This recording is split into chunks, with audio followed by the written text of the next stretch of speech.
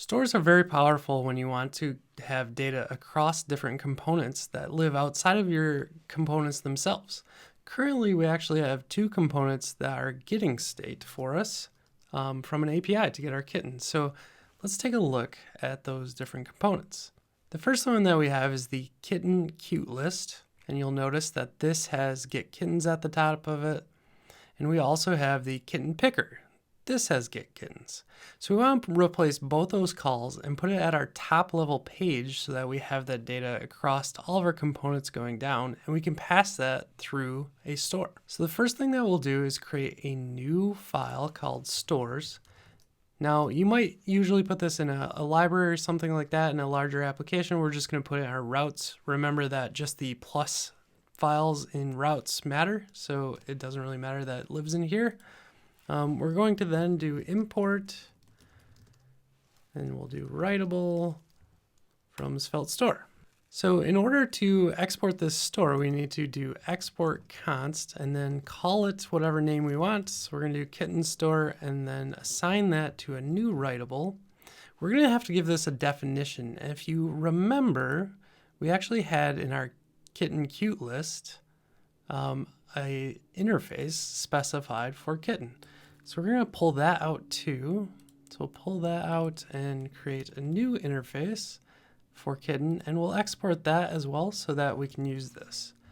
So export, I believe we have a kitten Svelte file, so we'll call this kitten type just to be very clear.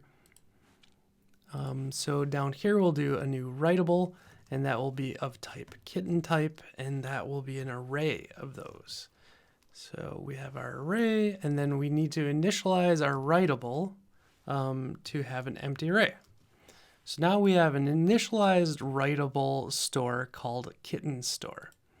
We're going to go into that kitten cute list. First of all, let's go ahead. This is actually our kitten cute list. So let's replace this one first. So the first thing that you'll notice, we can get rid of the kittens array at the top. And we can actually move this entire get kittens off into the page file. So up here, let's do this on mount. So we're going to do on mount. As you learned about in our lifecycle, this is when the actual component gets mounted. So we'll call that, and we'll actually use async, and we'll call it right away. So we have get kittens. Actually, let's do this. So we have the get kittens function out here, but ultimately what we're going to do with that is put the get kittens call in our on mount. There we go. Okay, and we want to import our new type. We're going to do that as kitten type this time. And now that we have this all set, we're actually not going to return a promise. So we can take all of this off, and instead of kittens returning, we're going to update this so that we have our kittens store, and then we're going to say set and then provide it this value. So we have this nice value here for all of the map. So now we have a value of kittens coming through. On mount, this will get called and provide kitten store with data. So now we have just any data works too. So if this looks too complex, this is the same as saying kitten store dot set and then just any array of things. So that's how that works. But we get all of our nice typing coming through as well. So let's go back to our kitten cute list, and we actually need to bring in that store once again over here. So let's do, I'm just going to copy it. Let's just do this. We're going to bring in kitten store and kitten type. We're going to switch this out for kitten type now in this function. Let's take a scroll down here. So instead of calling get kittens, what we can do here is actually subscribe to our store using that $. And so we can say kitten store anytime it loads now, because it's a subscription, we'll say getting kittens, and then we can load it to this filter.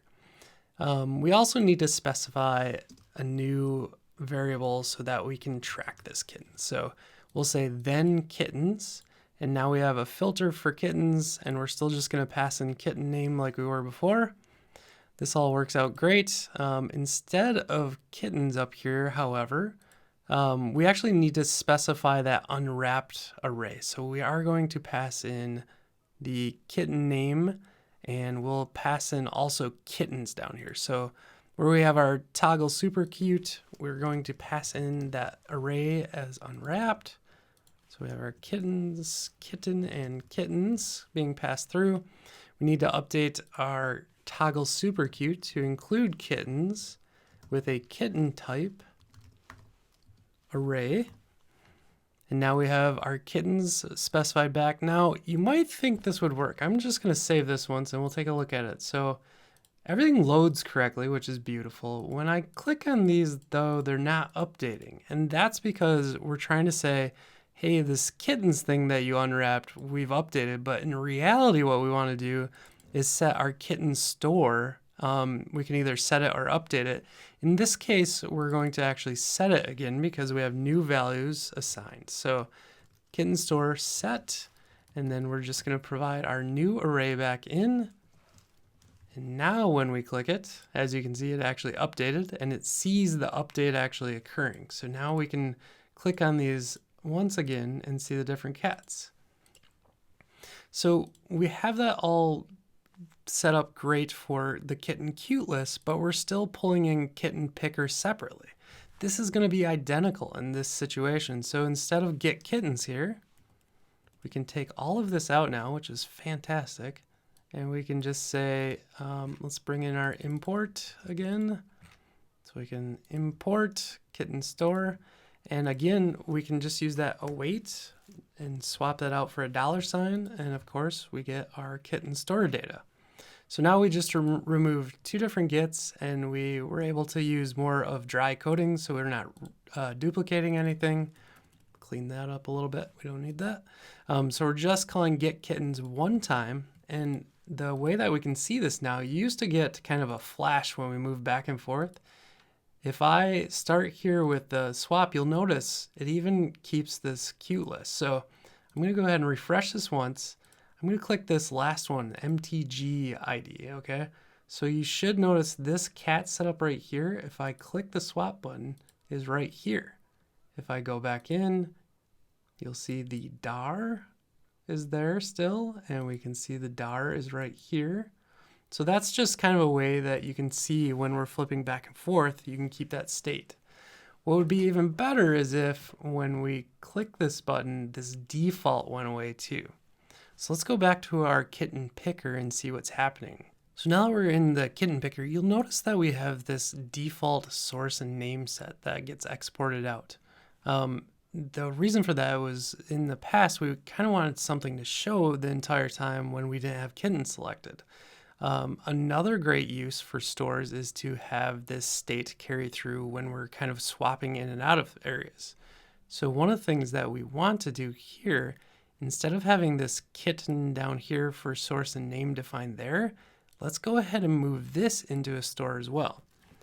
So what we can do is take out these defaults from here, and what we'll update instead is a new store. So our new store will have a kitten type again, but we'll say export const kitten selected, and then again it'll be a writable, and in this time it'll be a type of kitten type without the array, and then we can just specify, we can either do undefined so that we know it's an empty object, or we can actually specify just an empty object there as well.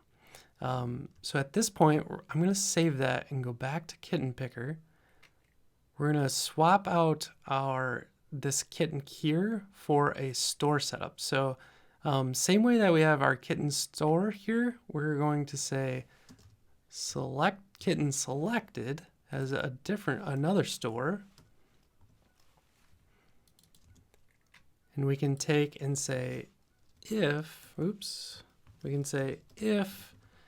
kitten selected, remember that $sign again, so it's unwrapped. So if there is a kitten selected, so now that we have that, we can say, okay, our source, and we have to redo these variables because we need the names of them. So source, $ kitten selected, okay, dot source.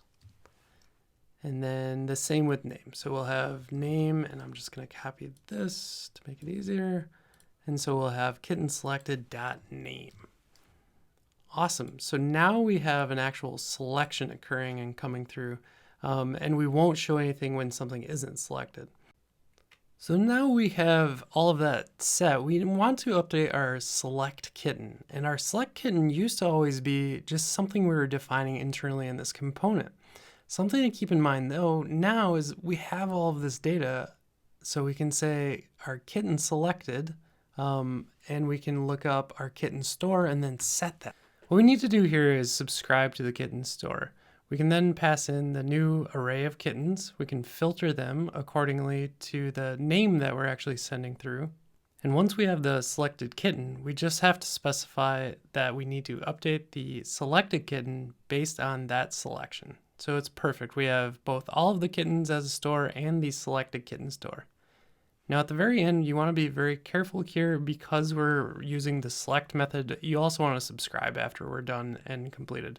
So this is another opportunity where it might make sense to send this in as an array instead of actually subscribing to the updates.